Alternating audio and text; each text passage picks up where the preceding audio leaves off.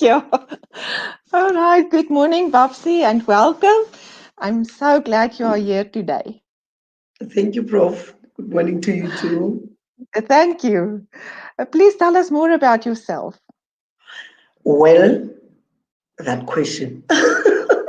I'm Babalwa Tau, a professional nurse and a mother of three boys and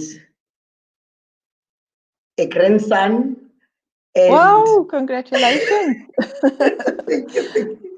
thank you, Prof. And I've been a professional nurse since 1996 after finishing my studies, and then I worked in a hospital where I was in maternity, and then from maternity in 2003, I went to the Excelsior Nursing College. Then I started lecturing there, and I was lecturing psychiatry. And then I left the college in 2011, went to the mining sector where I was the manager, training and development.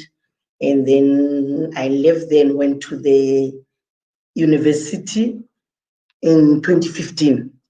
And then 2015, I was at the university, and then I was lecturing post-basic students, giving the third years BK, and then also now I'm also giving the first year's undergrad students of the new curriculum, the business curriculum. Wow, what a journey. Yeah. Oh, And what I can say is just I'm an extrovert and I love people. yes. I'm just that And kind of a person. yes. And everywhere you go, people love you. I know that. Thanks, Prof. Oh, Thank you. that's wonderful.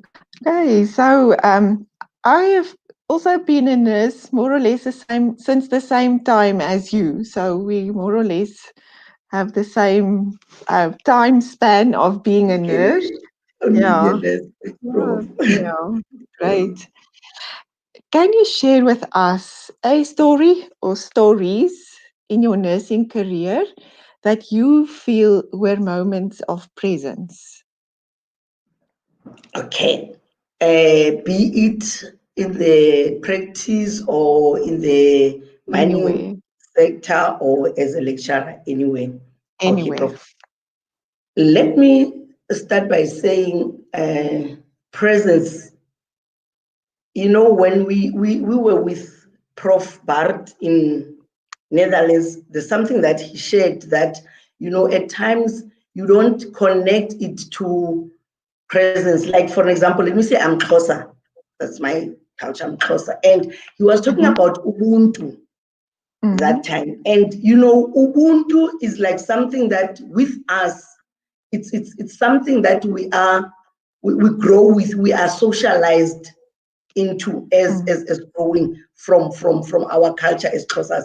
So that in a way, I think it has shown me that in my whole journey from being a student up until now, I've been practicing presence but not knowing that I've mm, been practicing presence. And what I can say is there is one incident that I think I told you when I was doing psychiatry, advanced psychiatry with you, of that lady that had a problem that was once raped, and she felt she didn't want to do anything with men. I had to sit down with her, I had to counsel her, and finally she got married. mm. I think I told you that. Finally, she got Yes, married, and on the 1st of April, just during lockdown, she had her first son. So sure. always that makes me feel it's not there are a lot of incidents, but I think that incident it has got a more impact to me because it brought a huge change to someone's life that I Mm, was there. that I Okay. listened, that I went with her through the Mm. journey. Because what was happening was remember, this is the lady that I met at church. Mm. She was referred to me by the pastor, and then she's not someone that I knew. So from that time, she would call me Okay. and say, Matau, can I please come and spend the night at your place the weekend? And I would Mm. ask why. And I said, no, I feel if I'm at your place, I'm more comfortable. I'm able to, to, to, to sort of reflect and sort of talk with you. You listen, and the way you talk to me, like, I will always listen, and I won't be giving her advices or just only listening to her Mm. and Mm. looking at her, because I ended up even calling her mom to ask for permission, because her mom also felt the same way, because the mom would say, this child, when she's here at home, she doesn't even talk. By that time, she was 19, 20. This thing, the rape happened when she was still young, 5 years, but she still remembered everything as it happened. So it Sure. disturbed her. And I felt that I was present, because she's in the praise and worship team at church. So what happens is they usually have gospel shows. So every time when she's not there, the other team, the other choir members will always call me and say, "This she's depressed. We don't know what's happening. Can you please call?" And then I will call her. I will talk to her. Then she'll be okay. And that's how that has got a big impact, a big impact in my life, because I think with my presence, I managed to change a life of this particular someone. Now she's married, she's at her house.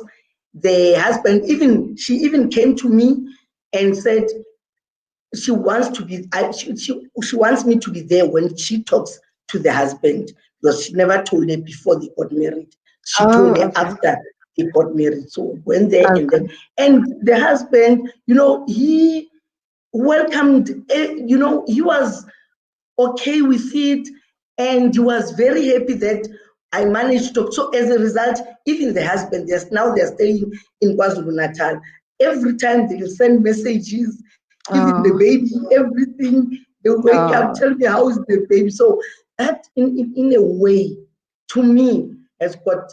I think that's one moment that to me showed me that really I am practicing presence. Besides all the other, because there are a lot. In maternity, when I was working in the maternity ward, I was very young by then. And mm, then you will deliver a lot of people, you won't know them. And the other time, my parents were staying in Stilfontein, a location called Kuma. So the other day, there was this couple that came with a child, a baby girl. And then they came in, and then they thanked, and they explained to my parents. My parents are my grandparents. My parents passed on when I was still young. So they explained to my grandparents that I was helping the wife to deliver, yes, the child. They explained everything, the warmth, and I was like, I don't even know them. I don't even remember them. Who are yeah, they? And worst part, they even know where I'm staying. So what I sure. would like also to say is, as nurses, this is something that, we say nursing is caring. Nursing is we have to be compassionate, we have to be caring. But the way the changes that, or the way the workload is to the nurses, they've Mm, even moved away from that, because what they are mm, doing now is just to go to work and do the work and go. Sometimes they don't even have time to sit down with the patients mm, and find out more about the patient, because sometimes we usually say the clients become sick, patients become sick, but sometimes they are sick because of problems that they are encountering, and there's mm, nobody who's talking to them, who has time to sit down with them and talk to them. So that is one of the incidents. And I think basically, Prof, in my whole profession and even in the management level when I was working in the mining sector. I think I sit down and reflect after I've learned about presence. I sit down and reflect back and see a lot of moments whereby I practice presence without even being aware. Because even in the mining healthcare sector, remember when you are a training manager, we deal with it's not only professional nurses, it's also the mining people that are there. Okay. And you are going there to give health education to minors that don't know anything. Like you have to have that patience, you have to have that skill, you have to have that inherent thing of you embrace people as they are, and you allow people, you encourage people. And being in management, again, with the presence a concept whereby we are saying, management has changed a lot because of everything that has been changing. And as a manager, you're not supposed to see yourself as this person who is just managing people. You have to see yourself as a person who's leading people. That relationship, that relational leadership, whereby you give, you embrace, you take the vision of your organization, you share it with the people that you are working with, the people that you are leading, and you allow them to have that conversation, two-way conversation with you. And you because initially people who were in management roles are those people who will feel that if I say so, then it must be like that. They don't expect someone to come and say, but I think if we do it this way, then it will be okay. And we forget one thing, that whatever decision or whatever that we are planning in a unit, if people are involved, people will be able to take responsibility of that work that is expected of them. And as a manager, you have to lead by example. As a manager, you have to you go an extra mile. I like to make an example about when I was in the college. I think one of the things that I learned was from the principal of the college by then. He much as he was a leader or a manager by then, he took time to know us individually. Like I've already mentioned that I'm from the Eastern Cape, I'm Xhosa. You won't believe that the principal, he knew us in such a way that he even went to my hometown. There was a funeral at home. He felt that he knew everyone, even at home. So you see that kind of a manager is this person that you don't feel, that, okay, this is my manager. This, when he wants this, he wants this. He goes an extra mile to take interest in the well-being of the staff, not only concentrating on the work. So that is what I think that is one of what I can also say, something that I've learned. And in my career, I've realized that this also is presence. Because when I was doing psychiatry, we placed our students in Vescopis. So I would go to Vescopis usually for a month to accompany students. So what was happening is I would go there during the day and then do all the procedures that are there. And then after that, when the students knock off, like on Wednesdays, they used to have games with the professional nurses and the patients. They knew that every Wednesday, Mem Tau will be there at the games. So, like when we are busy with the when we are busy with the activities during the day, even the patients they knew me. They would even ask, who is coming to evaluate you? And the student would be saying, Mem Tau. Oh, it's Mem Tau. No, it's fine if it's Mem Tau. We are happy that it's Mem Tau. And like we would be sharing and all those things. So that is one of the things that I think I can say has got a big impact on presence, and which I practice without being aware that it is presence. Even with the patients at Vescopis, there's still even one of my students, previous students, who's working at the university with me now. She always laughs and say, "I remember this, the patients in Vescopis. Every time when we say evaluations, they'll be asking, is Mem Tau coming?" And then when you say yes, they say, "Okay, I want to be in the interview. I want to be in the interview." And even with the reflection thereafter, when we do the when I say to the student, okay, evaluate your performance. When the student, especially with the supportive interview, I usually say evaluate, and they should evaluate. And then I say to the client, evaluate the students. Prof, even the students love that, because the client will even tell them that, you know what, she didn't give me the options. I'm the one who told her. I'm the one who reminded her, because they know these things. They are used to these things. So in that way, they felt at ease every time when it was time for evaluations. They never took evaluations as this scary thing that now Mem Tau is coming. We are. So that's I think that's one of the presence.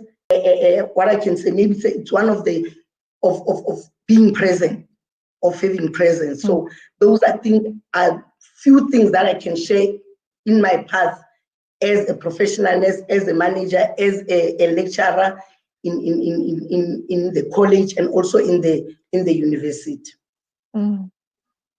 Thank you, Babsy. I just feel uplifted listening to you, and I feel your passion and your enthusiasm and your love of life when you speak. So I think that is very contagious when you are with people. Yes, yes.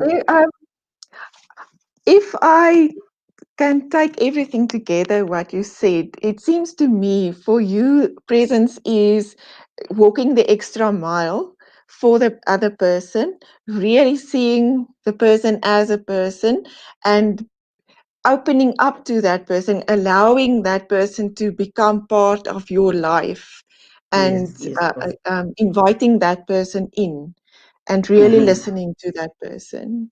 yes, Prof. I think that that it's the way it is, and I think the other thing is, as a person with the presence, we in philosophy want to know what's the social reality.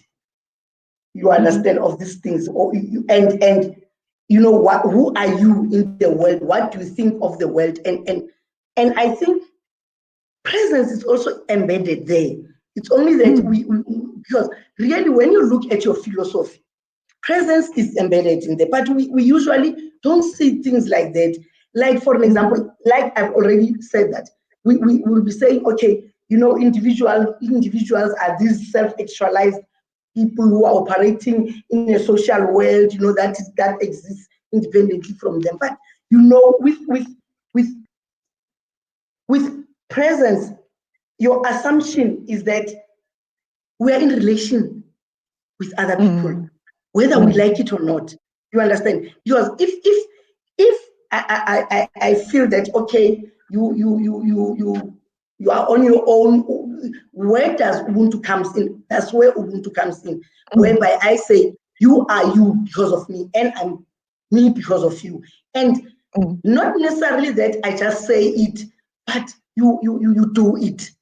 You show it. You show it that, you know what, you listen to a person. I usually like the way my colleague Pietro usually says it when she talks about bathing a person, warm water, cold water. The way you do it has got a big impact, because it shows who you are, and it shows it's not only a skill.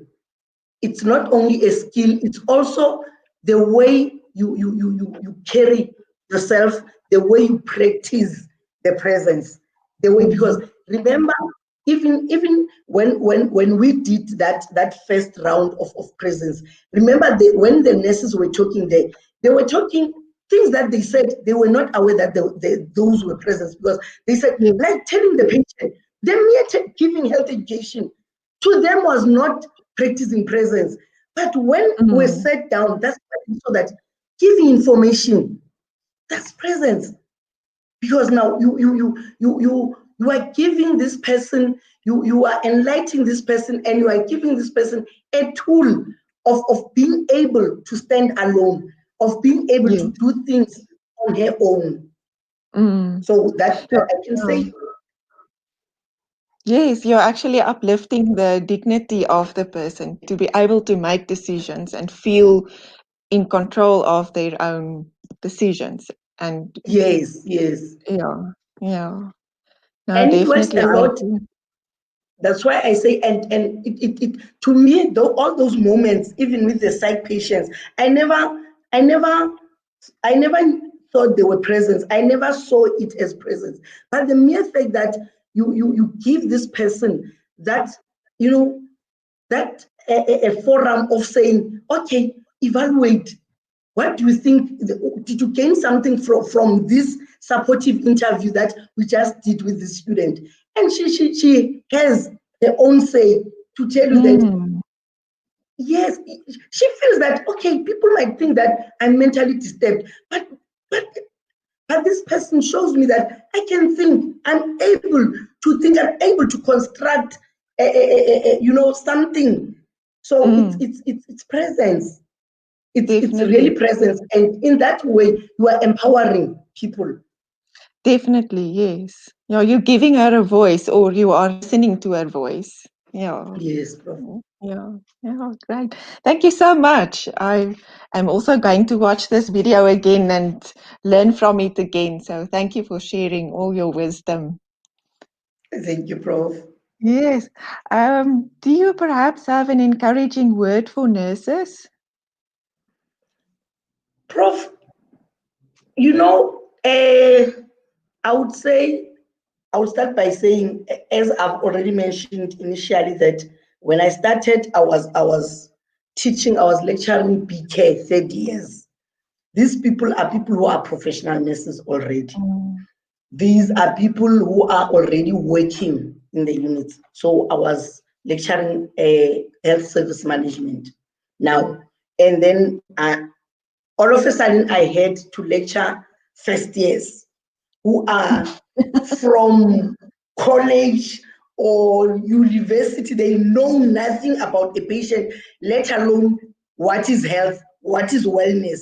So mm, it's it, it's a journey that has opened my eyes. So I don't know how I can say it, but what I can say is, despite of every thing in the organization, or despite of every changes that are there, or every challenges that are there, nurses must just remember one thing, because we are there for a patient, mm, we are there for a client, we are that client.